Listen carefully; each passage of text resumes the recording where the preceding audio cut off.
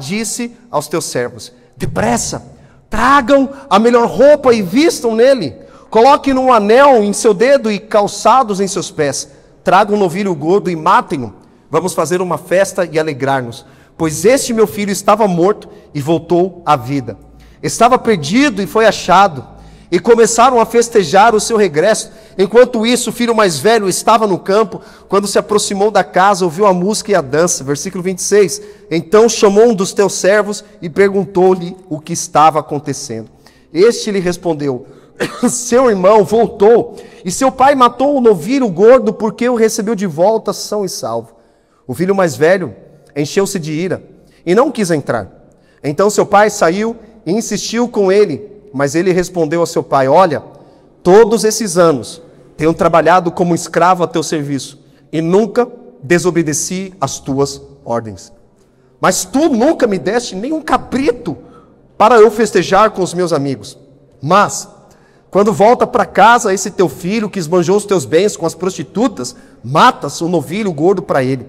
Disse o pai: meu filho, você está sempre comigo, tudo que tenho é seu, mas nós tínhamos que celebrar a volta desse seu irmão e alegrar-nos, porque ele estava morto e voltou à vida, estava perdido e foi achado. Fecha os teus olhos, coloca a mão no teu coração. Pai, em nome de Jesus, nós te agradecemos por esta palavra, Senhor.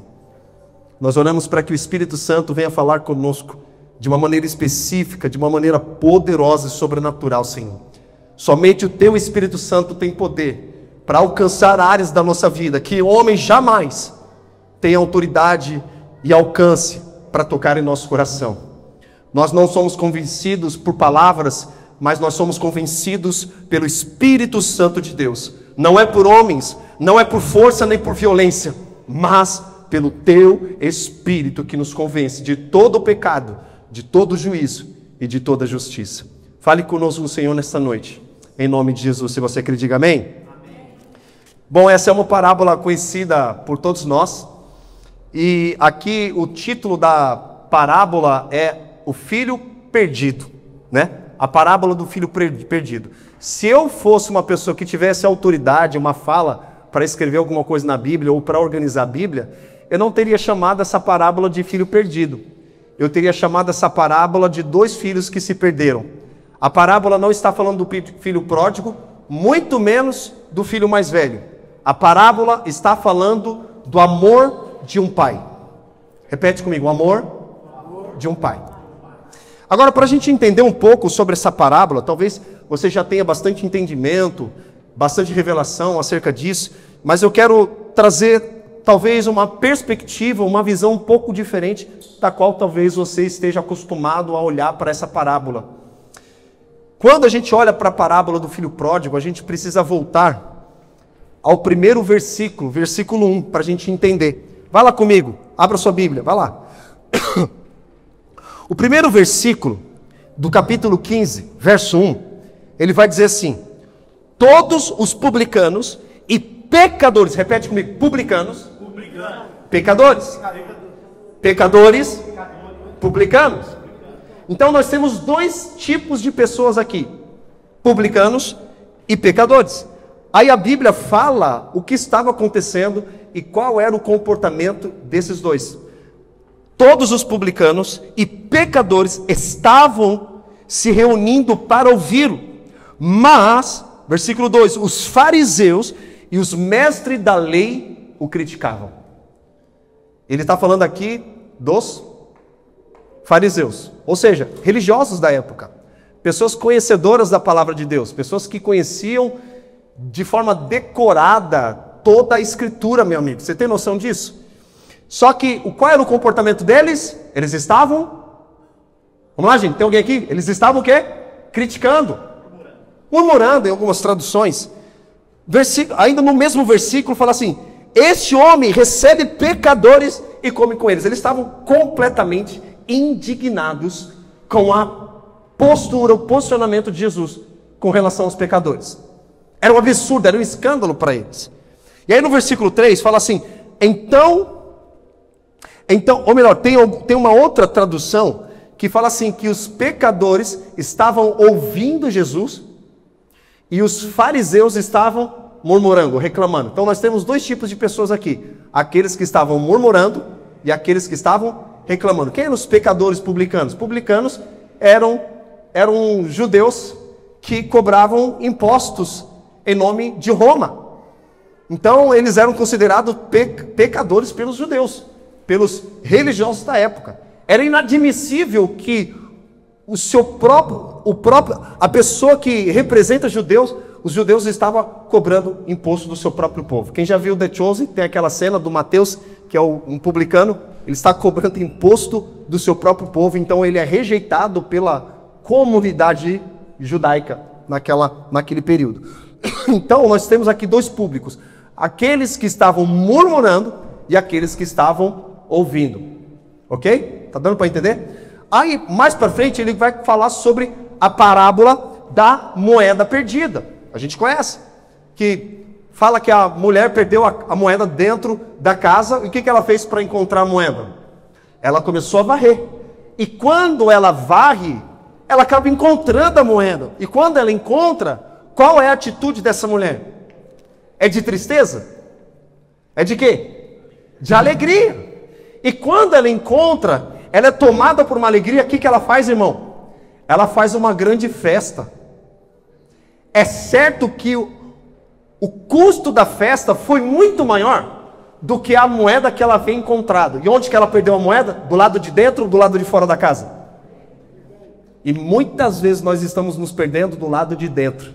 Estamos buscando do lado de fora a resposta para as nossas vidas, quando na verdade nós precisamos olhar para o nosso coração e permitir com que o Espírito Santo sonde as intenções do nosso coração e os nossos pensamentos e sejam redimidos e sejam alinhados com aquilo que Deus está comunicando para nós. Quem está entendendo isso? Aí depois ele fala da parábola da ovelha perdida. Ele deixa as 99 e vai atrás daquela que se perdeu. E quando encontra, ele é tomado por uma alegria. E aí quando a gente chega na parábola do filho pródigo, está falando basicamente a mesma coisa, só com histórias diferentes. Porque parábola, irmão, significa histórias para revelar verdades de Deus no cotidiano das pessoas. São histórias que as pessoas associam com a sua realidade, com a sua vida, com o seu estilo, com as suas necessidades, seus problemas reais. E toda pregação, ela precisa trazer essa característica de trazer para a vida das pessoas, porque senão a gente não vai entender absolutamente nada. Então Jesus, ele usava das parábolas justamente para comunicar verdades de Deus no cotidiano das pessoas. Amém? Então ele conta 3 parábolas diferentes, mas para falar a mesma coisa. Aquilo que estava perdido foi encontrado e reviveu. E houve festa. Porque no reino de Deus não há tristeza, no reino de Deus há alegria. Amém? E aí a gente vai entender agora a parábola do filho pródigo. Aqui fala assim, Jesus continuou, o homem tinha 2 filhos. Lembram no primeiro versículo? Haviam os fariseus que estavam reclamando e haviam os pecadores que estavam ouvindo.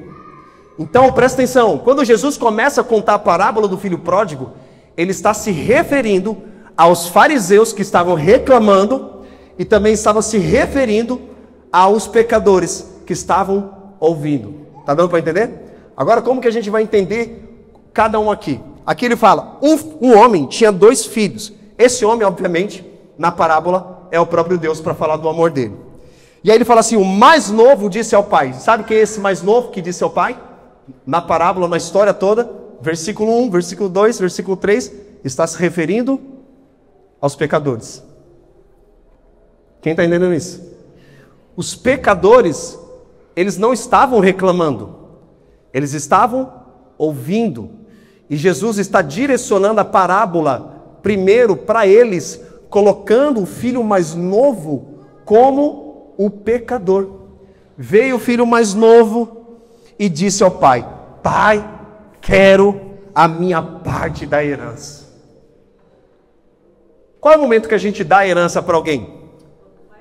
Quando o pai morre, obviamente. Uma herança não pode ser dada, ajuizada, enquanto o pai estiver vivo. É necessário que haja um falecimento e deixado um testamento para dividir os bens ali. Porque se não divide os bens, vai dar briga depois. Quem conhece famílias que tem histórico de brigas, de herança, que... uma confusão. Por exemplo, tem um personagem bem famoso no Brasil, que é o Gugu Liberato, que deixou em testamento lá a herança dele, depois virou uma brigaiada da família, dos filhos, depois se resolveram, né? Se resolveram para disputar a herança que tinha lá. Então, ele está dizendo para o pai, pai, me dá a herança que me pertence. O que a gente aprende aqui logo de início? Que uma herança não pode ser dada para alguém até que o pai esteja morto. Só que esse pecador que estava ouvindo Jesus, ele está dizendo para Deus, eu não quero você. Me dá os benefícios. Me dá a herança que me pertence. Eu não quero ter relacionamento contigo. Eu não quero saber o que a palavra de Deus diz. Eu quero viver a minha vida da forma como eu quiser.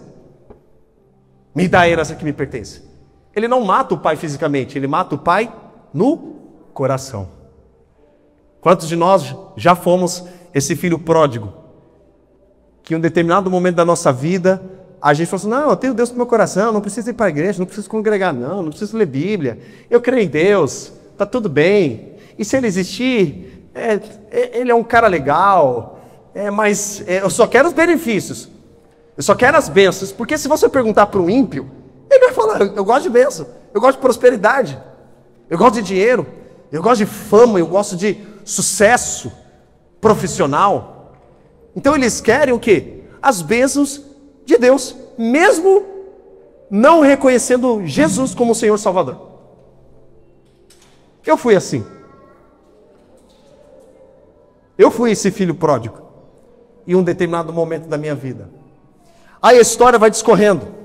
Versículo 13. Não muito tempo depois, o filho mais novo reuniu tudo o que tinha e foi para uma região distante. Ou seja, o pai não rejeitou o pedido do filho. Eu vou dar.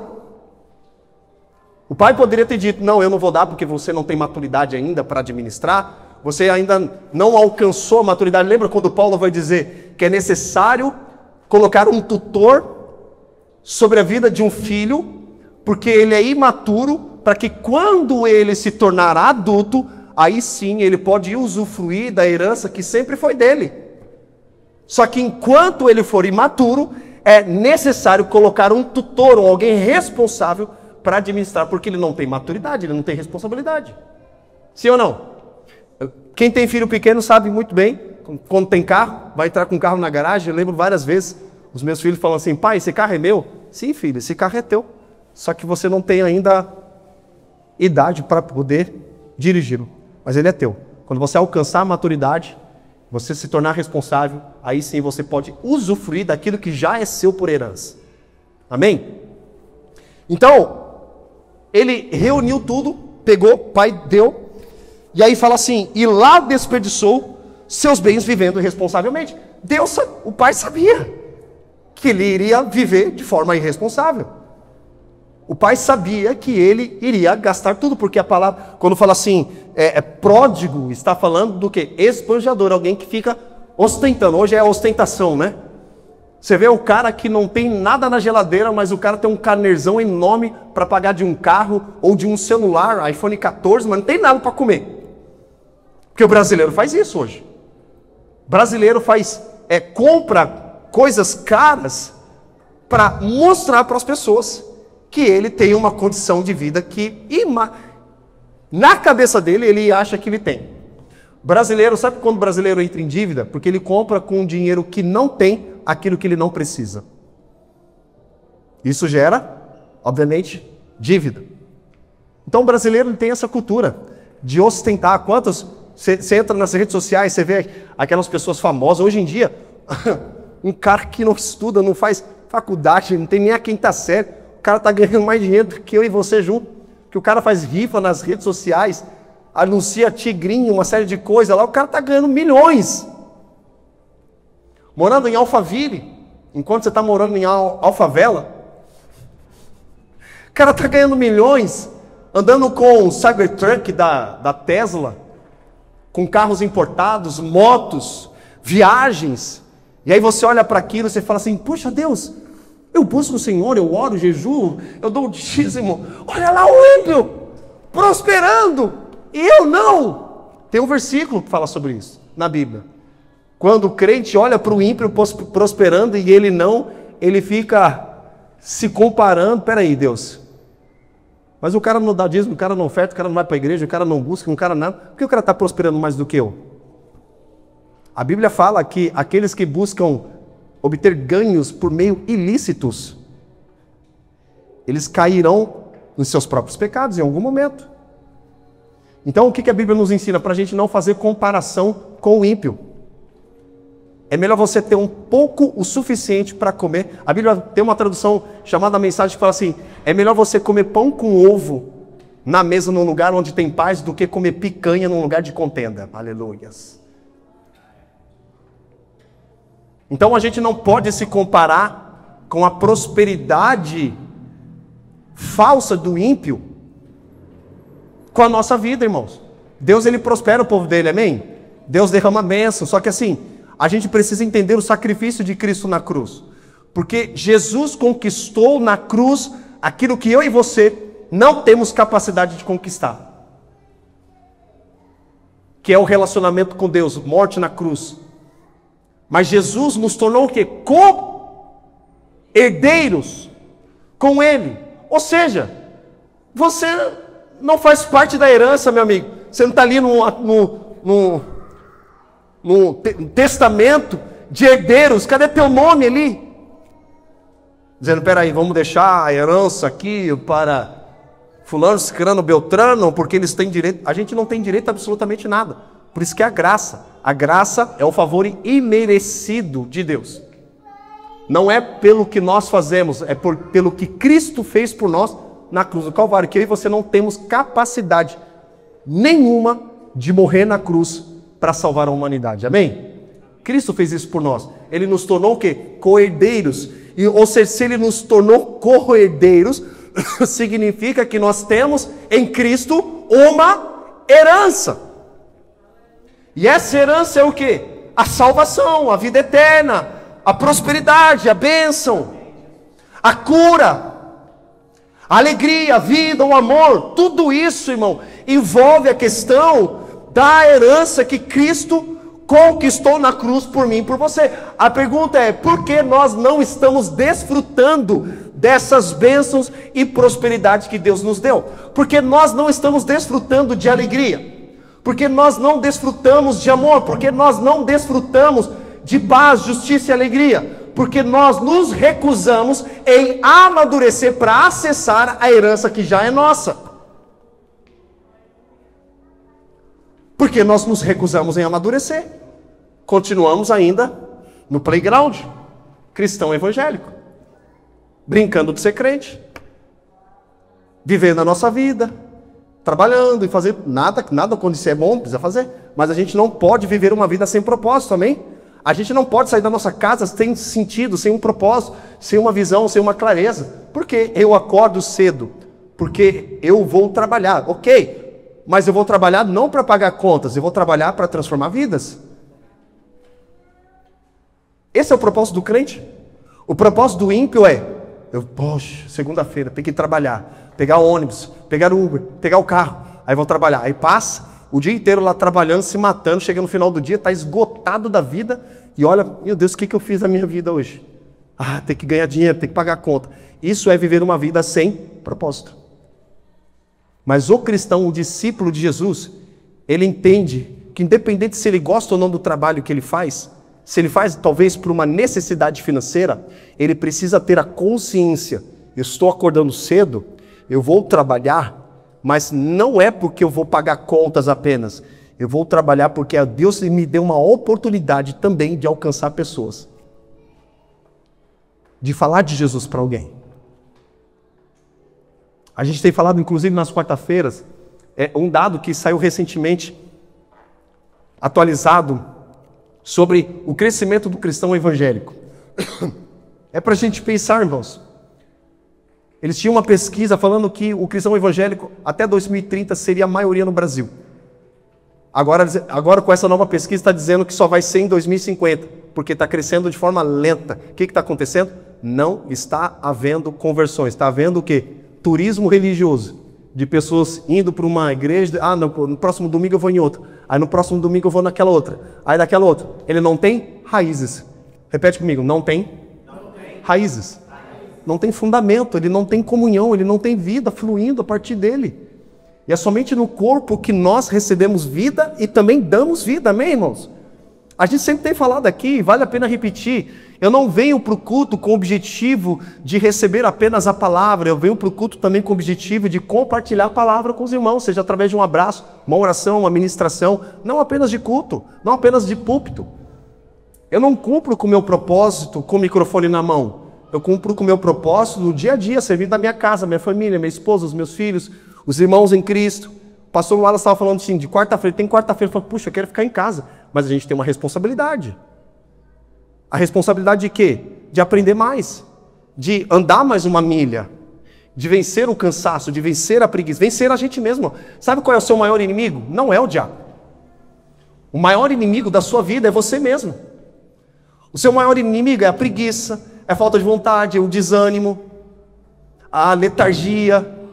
Esse é o teu maior inimigo. Sabe quando o salmista fala assim, Senhor, prepare uma mesa diante dos meus inimigos? A gente pensa que são pessoas, né? Mas não, esses inimigos são os inimigos da nossa alma, irmãos, que nos impede de cumprir com o propósito de Deus na nossa vida, e a gente precisa vencê-lo todo dia. Por isso que Jesus fala, se alguém quiser me seguir, tome a sua cruz, renuncie a si mesmo e me siga. É todo dia morrendo, irmão. É todo dia de Senhor, eu quero andar mais uma milha, está difícil, mas eu vou renunciar a mim mesmo, renunciar às minhas vontades, renunciar os meus quereres, renunciar os meus pensamentos, os meus sentimentos, para viver a tua vontade, assim. É todos os dias, irmãos. A gente vencendo a gente mesmo, através do Espírito Santo. Somente o Espírito Santo nos capacita para vencer essa carne que está aqui em nós ainda. Ah, mas pastor, eu sou crente, sou batizado, sou lavado e remido no sangue do Cordeiro, tenho o Espírito Santo. Mas todos os dias a gente precisa renunciar à nossa carne. O Espírito habita aqui, amém? Mas todos os dias a gente precisa se colocar como sacrifício vivo. O texto vai dizendo, verso 14, depois de ter gasto tudo, houve uma grande fome em toda aquela região e ele começou a passar necessidade. Quem já passou necessidade aqui? Rapaz do céu, se sentar para ouvir a história da minha mãe aqui, essa aqui é guerreira, meu amigo, chegou com 18 anos, da roça lá do Paraná, veio para São Paulo, trabalhou de tudo quanto era tipo de profissão na época, panfleteira no Farol, empregada doméstica, tudo isso para viver um sonho na cidade grande de São Paulo, porque essa época, década de 70, era o ápice do trabalho, sair da roça, do sertão. Vamos para São Paulo, sai lá dos Nordeste da vida, pau de arara, o sonho de trabalho, porque o pessoal trabalhava muito com a mão toda cortada, com a cara toda rasgada, trabalhando na roça, no sertão. Não, vamos para São Paulo que a gente vai trabalhar bastante e vamos ganhar muito dinheiro. Esse é o sonho de todo brasileiro da década de 70, 80 que veio para São Paulo. Se a gente sentar para ouvir as histórias dos nossos pais, avós, você fala, meu Deus, vocês são guerreiros. Não é verdade? E muitos deles passaram necessidade para poder alcançar o sonho. Noites sem dormir, trabalhando 2 empregos, para poder ganhar o recurso financeiro necessário para comprar o sonho do brasileiro. Qual é o maior sonho do brasileiro? A famosa casa própria. Esse é o sonho do brasileiro. Sabe o que ensinaram para nós brasileiros? O sonho da casa própria e viver da aposentadoria do governo. Meu amigo, se você depender da aposentadoria do governo, você está lascado. A gente aprendeu assim, não, trabalha, aí chega lá nos 70 anos de idade, você já está caindo. Vai receber uma aposentadoria de um salário mínimo. Pelo amor de Deus, gente. Então não dependa. Repete assim, eu não quero depender da aposentadoria do governo. Aleluia. Porque, irmão, é complicado. Vamos continuar aqui o texto. Versículo 15. Por isso, foi empregar-se com um dos cidadãos daquela região. Perdeu tudo, irmão. Gastou tudo, esbanjou, ostentou. Comprou Cybertruck, né? Comprou motos, comprou isso. Para mostrar para as pessoas o quanto ele era uma pessoa bem vista. Porque é isso que uma pessoa necessitada de atenção e carente de amor, que precisa de aprovação dos outros, faz. Ela quer ser aceita por alguém. Uma pessoa que... E olha que o texto não fala que esse filho foi rejeitado pelo pai. Ou seja, não tem nenhum tipo de trauma aqui. A gente pode encontrar. Porque aqueles que foram rejeitados pelos pais, a gente pode até passar um pano assim, pô, passou um trauma, né? Passou necessidade, foi abandonado, foi excluído, puxa vida, né? O pai foi ruim, a mãe foi ruim. A gente até entende o processo, mas aqui não fala que ele passou por um processo dolorido, né? Onde que ele precisasse, sabe, trabalhar. Não mostra que ele trabalhou para obter o recurso, porque vocês, não sei se vocês já viram, mas a gente ensina em casa, os nossos filhos, eles já aprendem a trabalhar desde cedo, meu amigo. Poxa, agora o pastor vai ser denunciado lá no Ministério do Trabalho, porque os filhos estão trabalhando, porque não pode. Em casa não só pode, como deve. Amém? Lá a gente não dá mesada para eles, porque se você der mesada, você estará incentivando, vou usar a expressão, tampa os ouvidos, um vagabundo. Porque ele vai entender que ele não precisa trabalhar para conseguir recurso, porque meu pai dá tudo o que eu quero. Então a gente não pode estimular na vida dos nossos filhos esse tipo de comportamento. Eles já ensinam que desde casa, quer ganhar dinheiro? Trabalha dentro de casa. Ah, mas eu vou lavar... Não, lavar louça não é seu trabalho, é a tua obrigação. Arrumar tua cama não é o teu trabalho, é a tua obrigação. Então a gente já ensina desde cedo isso para eles, para que eles entendam o mais rápido possível o valor das coisas. Que as coisas não acontecem, não aparece dinheiro do nada, não é verdade? Nossos pais sempre brigavam com a gente. Hoje a gente entende, né? Ei, eu não sou sócio da Eletropaulo, não. Desliga essa energia aí, menino. Olha esse banho. Olha esse gás. Né? A gente sempre ouviu isso. E a gente entende quando a gente chega na fase madura de responsabilidade, você fala assim, pô, era verdade mesmo. Minha mãe não era sócia da Eletropaulo mesmo, não, cara. E a gente fala isso para os nossos filhos. Ei, vamos lá logo no banho, rapaz. Bora. Tá pensando o quê? Vamos. E a gente vai ali administrando, ensinando eles sobre a responsabilidade de que dinheiro não nasce em árvore. Para você ter recurso, você precisa de trabalho. Trabalho, repete assim comigo, trabalho é o meio para a provisão de Deus. A provisão de Deus vem por intermédio de trabalho. Paulo vai dizer, os apóstolos vão dizer, que quer receber trabalho, irmão. Digno é o trabalhador do seu salário. A gente precisa trabalhar. E trabalho é diferente de emprego. Emprego envolve técnica, enquanto trabalho envolve dom. Emprego ele reclama, ah meu Deus, já é domingo, tem que acordar cedo, segunda-feira, tem que trabalhar. Aí chega na sexta-feira, o que o ser humano faz? Sextou. Meu Deus, sextou. Final de semana, oh glória. Aí chega no domingo, já dá aquela murchada, porque segunda-feira já vai trabalhar, bate aquela tristeza. Não, irmão. A gente tem que ter um pensamento completamente contrário. Porque se a gente tem um trabalho, significa que Deus nos deu uma oportunidade para que o recurso de Deus venha sobre a nossa vida. Amém? Um homem foi posicionado no jardim do Éden para cultivar e guardar a terra. Aquilo é trabalho.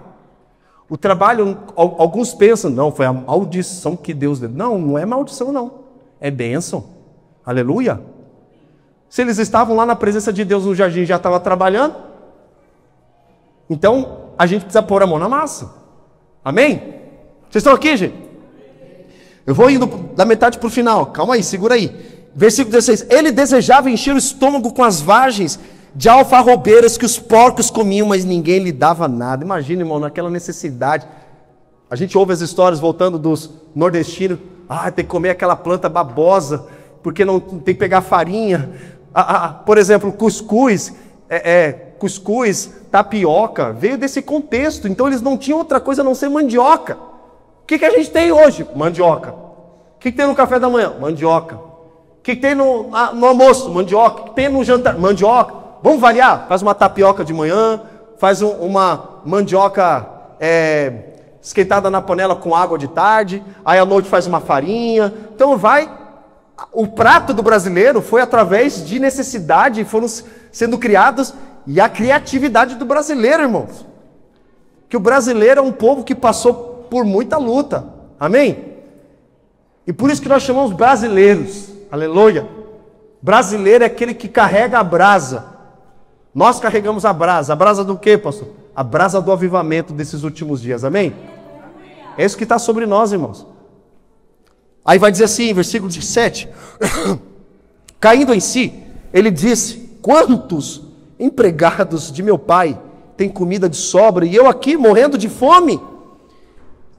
Eu me porei a caminho e voltarei para meu pai e diz: Pai, pequei contra o céu e contra ti, já não sou digno de ser chamado teu filho, trata-me como um dos teus empregados. A seguir, se levantou e foi para o seu pai. Ele caiu em consciência. Alguns teólogos falam que foi um falso arrependimento, porque ele se viu em necessidade, e ele lembrou do pai que trata os empregados muito melhor do que aquilo que ele estava vivendo. Ele falou: peraí, cara, eu não fui criado para viver dessa forma, eu não fui criado para comer comida de porco. E quando Jesus usa a parábola do filho pródigo e menciona que esse filho desejou comer comida de porco, os caras acho que já ficaram assim: oh meu Deus, porque falar de porco para o judeu é um absurdo. Os caras já têm uns calafrios, que eles não comem carne de porco de hipótese alguma. Então, ele se viu naquela necessidade, só que ele lembrou. Alguns teólogos falam que foi um falso arrependimento, tipo assim, por interesse, né? Seu pai está lá com recurso, e aí você vai falar assim, simplesmente levantar, dizer: pai, né?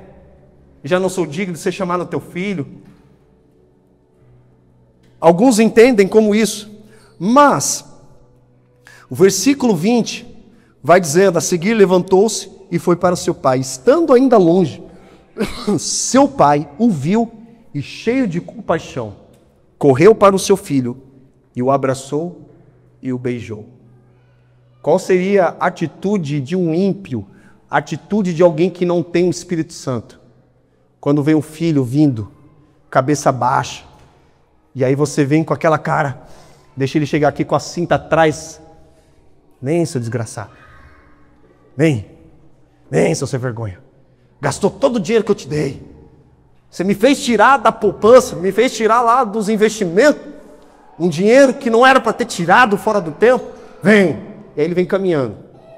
Só que quando aquele filho vem e chega próximo, a palavra de Deus vai dizer que, estando ainda longe, não era perto, estando ainda longe, seu pai viu e, cheio de compaixão. Aqui está um ponto interessante, meus queridos. A Bíblia fala assim que Jesus viu os pecadores como ovelhas sem pastor, e ele foi movido por compaixão. Compaixão é um sentimento que a gente precisa buscar todos os dias, porque a gente tem uma tendência muito forte de se esfriar e perder essa compaixão. O que é compaixão? É amor, é um sentimento que me leva à ação. Por exemplo, a gente não ouve muito a palavra empatia. A pessoa tem que ser empática. Mostra para mim na Bíblia a palavra empatia, se você encontra. Não existe a palavra empatia na Bíblia. É errado a gente dizer? De maneira alguma. Só que o que é empatia? Empatia significa sentimento. Nossa, eu sinto muito pelaquela pessoa. Nossa, eu tenho uma empatia por ela, eu queria me colocar no lugar dela. Isso é empatia. Agora, o que é compaixão? Além do sentimento, eu me movo em ação. Quem está entendendo isso? Então, o cristão radical, ele não deve ser apenas empático, ele deve ser compassivo. O que é compassivo? Eu vi uma necessidade e eu me movo para respondê-la. Eu não fico esperando um pastor. O pastor não viu, será que o pastor não vai ver? A gente não consegue ver tudo, irmão, por isso que nós somos um corpo, amém? Nós temos vários olhos e vemos necessidades de pessoas infinitas que a gente precisa ter essa compaixão. Se a gente não tem essa compaixão, a gente não consegue se mover em favor de servir o outro que está passando por uma necessidade. E aqui fala que esse pai, ele viu de longe e, cheio de compaixão, correu para o seu filho e o abraçou. Essa foi a atitude do pai. Alguns acreditam que esse pai estava todos os dias na porta da cidade, esperando que um dia aquele filho voltaria, porque ele tinha essa certeza, que esse filho iria voltar em algum momento. Iria passar necessidade, porque não tinha maturidade, mas que em um determinado momento ele voltaria, arrependido, e o pai estava ali. O pai não mudou o coração dele com relação ao filho. Porque qual seria a atitude de um pai ímpio sem o Espírito Santo? Quero que se lasque. Entregar para Satanás. Que se dane. Honra. Não seria essa atitude? Merece. Deve sofrer. Pagar pelos preços. De certa forma, nós respondemos pelos pecados que nós cometemos, porque tem consequências. Deus perdoa? Sim. Mas existem as consequências dos pecados que nós cometemos. O quanto antes nós resolvermos as pendências que nós tivermos, significa que Deus ele pode se mover em compaixão. Mas isso também não significa que a consequência desse pecado será extinguida. Pode vir a consequência em algum momento. Deus pode perdoar, as coisas serem resolvidas, apaziguadas, pode se resolver, mas em algumas situações não. Hoje na lei, por exemplo, se alguém mata alguém, ela vai ser julgada aí, presa. Se fosse nos Estados Unidos, ela é levada para a cadeira da morte. Ela foi julgada, recebeu a condenação, em um determinado momento da vida dela, ela conheceu a Cristo, se arrependeu verdadeiramente, foi salva, mas, juridicamente, na lei dos homens, essa pessoa pode enfrentar a morte. Nesse caso, o pai abraçou. Versículo 21. O filho lhe disse: Pai, pequei contra o céu e contra ti. Não sou digno de ser chamado teu filho. Aqui a gente vê claramente um arrependimento genuíno na minha visão. Porque ele fala: já não sou digno de ser chamado teu filho. Pode me tratar da forma como você trata os teus empregados. Pode me tirar tudo. Não quero. Eu só quero a tua presença. Eu não quero riqueza, não quero a herança. Pode me riscar da herança, mas eu só quero a tua presença. Eu acredito que esse foi o comportamento desse filho pródigo. Que no caso aqui é aquele lá do primeiro versículo, pecador que estava ouvindo, porque o Espírito Santo estava convencendo o coração dele, que ele disse: não, eu não preciso de Deus não, cara, eu não preciso de igreja. Vou viver minha vida da forma como quiser. Esse negócio de oferta, dízimo, comunhão, ler Bíblia, oração, não. Não, se Deus existe, ele é uma boa pessoa e glória a Deus e vai. Você sabia que nós temos um fenômeno hoje em nossos dias chamado cristão ateu? Ele crê em Deus, mas vive como se ele não existisse. Crê em Deus, irmão, até o diabo crê. E muitas vezes o diabo crê mais do que muito crente aí. Eu vi uma tirinha, saiu muito essa tirinha esses dias, mostrando assim, de um lado, lotado de pessoas, escrito assim, pessoas que creem em Deus. Do outro lado estava uma pessoa na cadeira, uma pessoa que obedece a Deus. Então nós vemos aqui dois tipos de pessoas. Versículo 22, você está aqui comigo? Diz assim: mas o pai disse aos seus servos: depressa, tragam a melhor roupa e vistam nele, coloquem um anel em seu dedo e calçado em seus pés. Talvez você já deva ter escutado isso, porque quando fala de roupa, está dando vestes novas, está trocando as vestes de tristeza por vestes de alegria. Irmão, quem gosta de receber roupa nova? Ganhei uma roupa nova da minha mãe hoje, glória a Deus. Minha mãe, ela gosta de dar roupa de presente. Porque quando você vê roupa nova, você está falando de renovação, amém? A Érica, a minha esposa, é minimalista, ela olha assim para o meu guarda-roupa, às vezes desaparece umas calças, umas camisetas, eu fico bravo com ela. Cadê aquela minha calça? Que eu ganhei 10 anos atrás, que eu gosto de usar ela. Menina, essa calça está rasgada. Quando você vai sair, essa calça já está ali esperando você. Não, mas eu ganhei aquela calça, eu gosto dela. Eu sempre dou uma olhada nas minhas roupas, some assim, aí eu brinco com ela e falo assim: olha, eu vou começar a dar a tua roupa também, viu?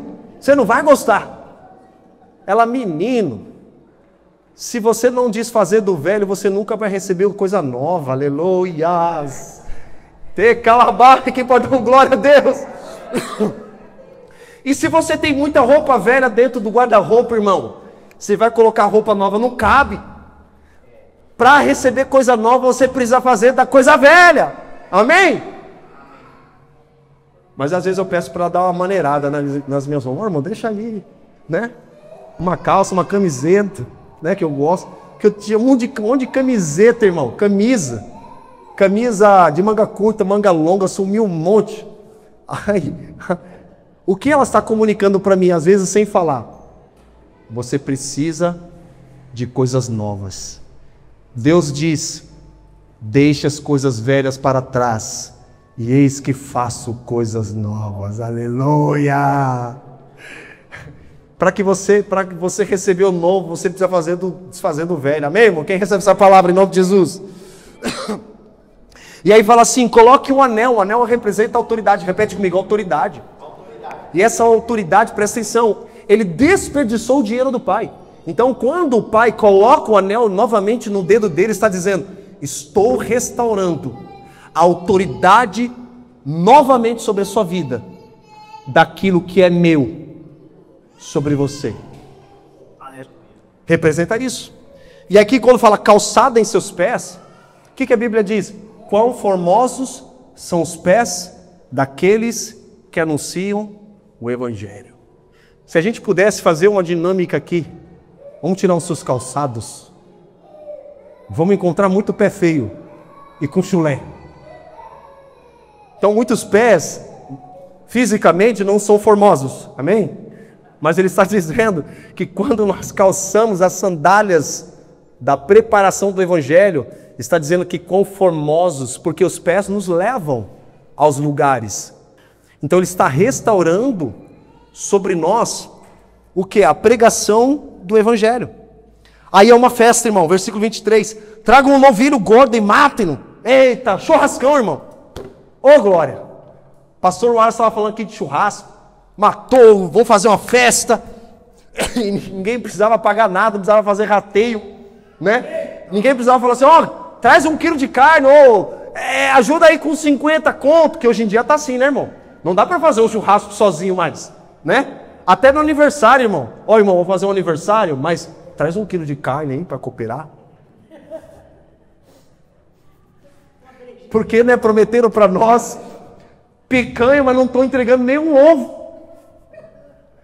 O ovo tá caro, irmão. Prometeram picanha para nós, né, pastor? Mas não estão entregando nem ovo pro brasileiro. Que situação, irmão. Vamos lá. Pois esse meu filho estava morto e voltou à vida. Imagine, irmão, a alegria do coração desse pai. Esse pai queria expressar aquela alegria. Lembra daquela mulher que perdeu uma moeda dentro de casa? Então ele queria expressar, ele não mediu, ele não fez nem um orçamento. Não queria nem saber quanto ia custar essa festa. Meu filho voltou para casa. E começaram a festejar o seu regresso. Versículo 25. Aqui eu vou finalizando. Enquanto isso, o filho mais velho estava no campo. Quando se aproximou da casa, ouviu a música e a dança, então chamou um dos servos e perguntou-lhe o que estava acontecendo. Este lhe respondeu: seu irmão voltou e seu pai matou o novilho gordo porque o recebeu de volta são e salvo.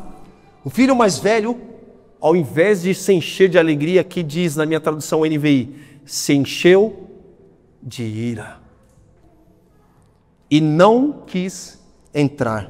Então seu pai saiu e insistiu com ele, mas ele respondeu ao seu pai: olha, todos esses anos tenho trabalhado como um escravo ao teu serviço e nunca te desobedeci às tuas ordens. Para a gente entendendo aqui, finalizando, qual é a diferença do filho pródigo para o filho mais novo para o filho mais velho? O filho mais novo, ele tinha asas, irmãos. Um homem corajoso. Eu quero desbravar o mundo. Eu quero conhecer o que o mundo tem para oferecer. Eu quero viver o mundo, quero experimentar o mundo. Então ele foi movido, de certa forma, por uma coragem. Porque ele não teria pai, não teria mãe, não teria amigos. Não, eu vou. Vocês ficam aí, vocês não querem ir, mas eu vou. Então ele tinha asas. Repete comigo. O filho mais novo tinha asas.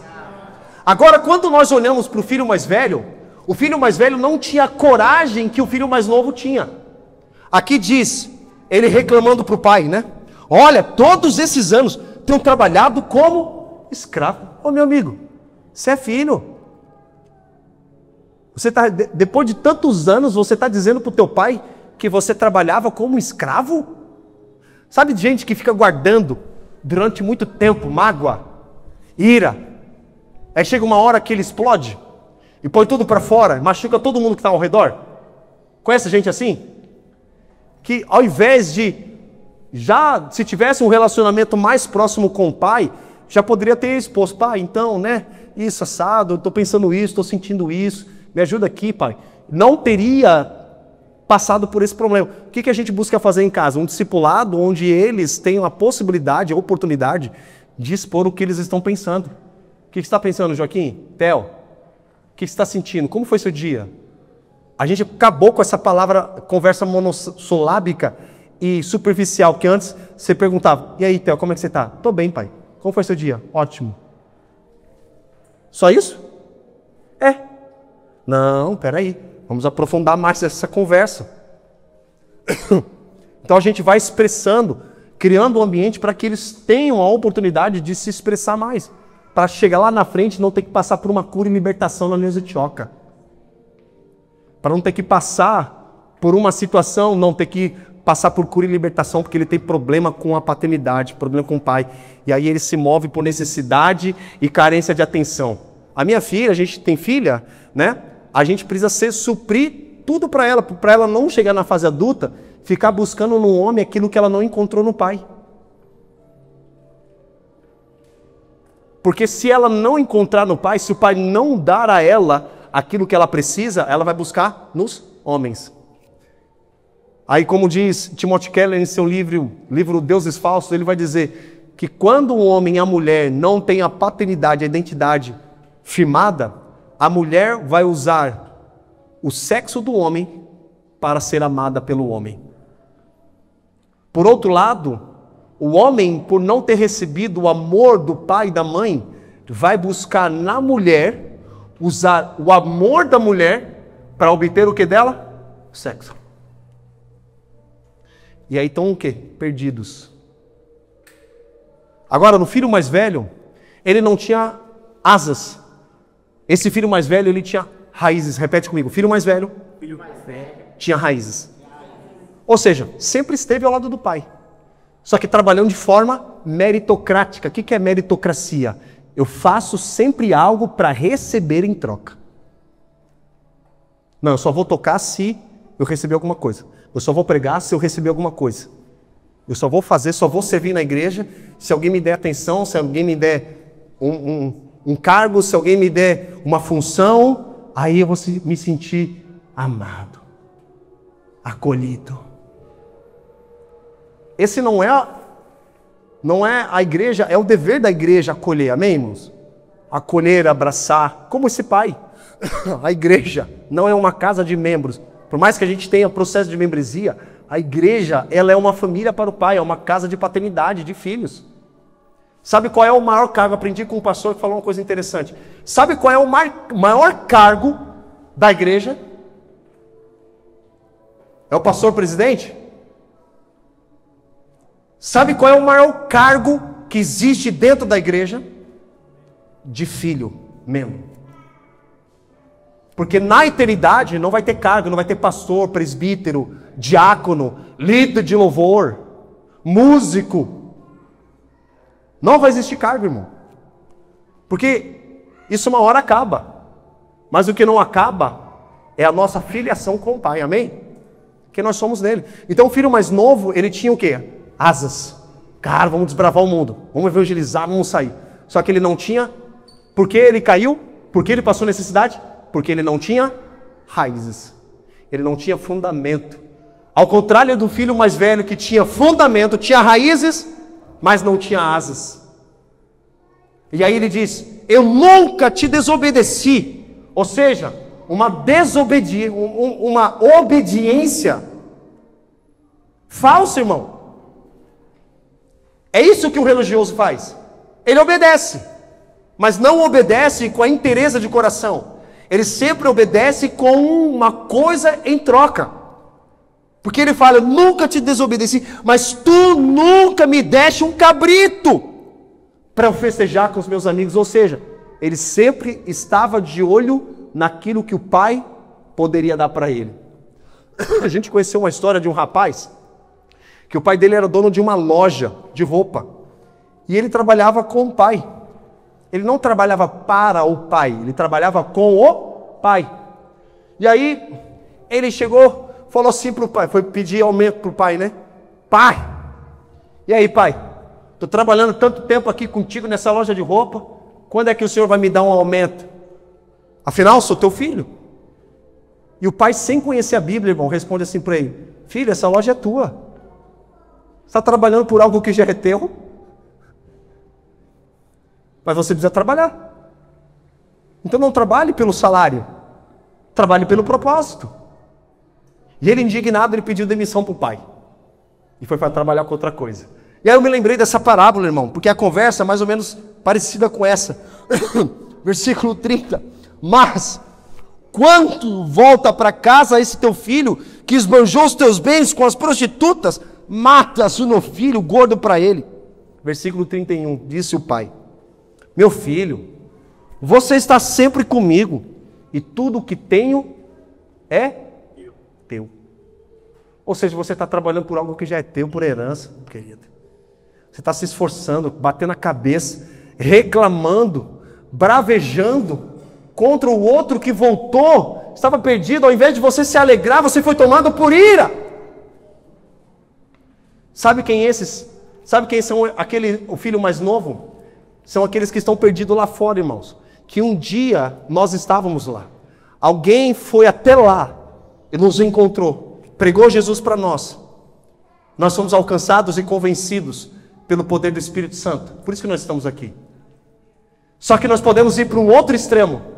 Podemos estar aqui e vivendo como um filho mais velho, que não tem asas, tem raízes, frequenta a igreja, participa das movimentações, mas está toda hora reclamando. Toda hora com ira. Aí quando alguém é salvo, mas peraí, ele não. Ah lá, tá tatuado. Não, ele não pode. Ele começa a fazer acepção de pessoas que pode e que não pode ser salvo. Ele não se alegra. E nós que já estamos na caminhada com Jesus há muitos anos, nós corremos um grande risco de se tornar esse filho mais velho. Aí a pergunta é: quem estava perdido? O filho mais novo? Apenas? O filho mais velho também estava perdido. Onde? Do lado de fora da igreja? Não. Ele estava perdido dentro da igreja. Deixa eu te falar uma boa notícia. A igreja não tem poder para salvar pessoas. O fato de você frequentar uma igreja não significa que você é uma pessoa salva e que você é uma pessoa redimida e que você está vivendo de fato a vontade de Deus. Esse é o risco que nós corremos. Nós podemos ir de um extremo a outro. E aí nós podemos ser tomados por religiosidade, irmãos. Fazer, servir, mas sempre com o objetivo de ter alguma coisa em troca. Uma atenção, um carinho, um amor, uma posição, um cargo. E nós nos deixamos de ser filho, se posicionar como filho.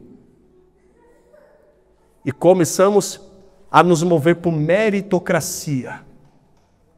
E a sociedade está cheia disso, de meritocracia. Você ganhou porque você merece. Não é isso? Tem um coach bem famoso aí, que ele fala o seguinte: por merecimento. Você trabalhou, você estudou, você merece receber. Porque no final das contas, depois que a gente trabalha, o que a gente quer receber? Não é verdade? A gente quer o quê? A recompensa pelo trabalho, não é verdade? Por isso que você trabalha. Você não trabalha de graça. Você sai da tua casa, tira o dinheiro do teu bolso, pega um ônibus, coloca gasolina no teu carro. Não, vou trabalhar de graça. A não ser que a gente faça voluntariamente, não é verdade? Quando vai servir alguém. Uma coisa que eu aprendi, irmãos, se a gente quer obter sucesso na vida e prosperar na vida, a gente precisa aprender a servir os outros. Quanto mais a gente servir os outros, mais prósperos, mais abençoados nós seremos. Porque melhor é dar do que receber. Mas na maioria das vezes a gente só quer receber. Me dá. Eu tenho aprendido isso, tenho buscado exercer. Cara, o máximo que eu puder servir pessoas e servir de forma gratuita, eu quero fazer. Porque eu não quero chegar na minha velhice e ficar me arrependendo. Nossa, eu me arrependo por não ter feito isso, aquilo, outro. Não, meu irmão. Eu vou chegar na minha velhice, 80, 90 anos, se Deus quiser, e vou dizer, cara, eu aproveitei a vida que Deus me deu, não me arrependo de nada. A única coisa que eu me arrependo dos pecados que eu cometi. Mas eu não me arrependo de não ter vivido a vida que Deus me deu. Eu vivi ao máximo que eu pude. Amém, queridos? O que nós aprendemos com esses dois? O filho mais novo tinha asas, mas ele não tinha fundamento. Todos aqueles que desejam se aventurar, querer viver a vida, se não tiver raízes e fundamento, vai passar necessidade. A gente fez isso na vida. Bater na cabeça do meu jeito, do meu pensamento, da minha forma. Não vai prosperar biblicamente. Você pode ficar rico. Tem muita gente é rica, não tem? Que a gente falou no início. A gente olha, caraca, meu, cara ímpio, prosperando. Mas está perdido, irmão. Está perdido. Porque a maior riqueza é nós estarmos na presença de Deus. Essa é a maior riqueza. Agora, se Deus deseja te prosperar financeiramente ainda mais, Ele vai fazer em nome de Jesus. Por quê? Além de você ter asas, coragem, ousadia, você também tem raízes. Então a gente precisa dos dois. Repete assim como eu quero ter asas, ousadia, coragem, mas também eu quero ter fundamentos. Eu quero ter raízes. A gente precisa ter os dois. O filho mais novo tinha asas, mas não tinha raízes. O filho mais velho tinha raízes, mas não tinha asas. Estão vivendo de forma completamente desequilibrada. Mas quando nós temos asas, ousadia, e a gente não se move por medo, mas se move debaixo de uma coragem, debaixo de uma palavra de Deus, mas também a gente tem raízes, nós vamos a lugares mais longe que a gente nunca imaginou ir, em nome de Jesus. Então a gente precisa tomar cuidado para não ficar flertando com os extremos. A gente está aqui na igreja, mas também tem perdidos lá fora, irmãos. A gente tem falado muito sobre isso, estamos nos movendo por isso. Nós já temos a capacidade dada por Deus para alcançar os perdidos que estão desorientados na vida. E nós temos o caminho para mostrar para eles. E nós vamos ser ousados em nome de Jesus para alcançar esses perdidos. Porque nós estamos aqui, no conforto. Amém, glória a Deus, aleluia. Mas nós precisamos também comunicar o Evangelho para aqueles que estão perdidos. E Deus está lançando um desafio para nós. Durante a semana, irmãos, é o período que a gente precisa investir em evangelizar pessoas. Para quantas pessoas você tem falado de Jesus durante a semana? Percebe o quanto nós estamos desorientados, não estamos falando de Jesus? Não estamos levando pessoas a Cristo, ou até mesmo seja convidando pessoas para participar da mesa do Senhor? Então a gente não pode viver a nossa vida de forma aleatória. Passou a semana, glória a Deus. Tá, você trabalhou, estudou, fez um monte de coisa, e você falou de Jesus para alguém? Alguém se convenceu pelo Espírito através da tua vida? Alguém viu Jesus nos teus olhos, nas tuas atitudes, no teu caminhar? Isso precisa constranger, irmão, a começar por nós que estamos à frente. A gente não pode ficar inerte a isso. Amém? É o tempo que Deus está nos posicionando para a gente viver de fato a paternidade de Deus sobre a nossa vida. E eu quero orar por você, quero orar por mim nesta noite. Curva a sua cabeça em nome de Jesus.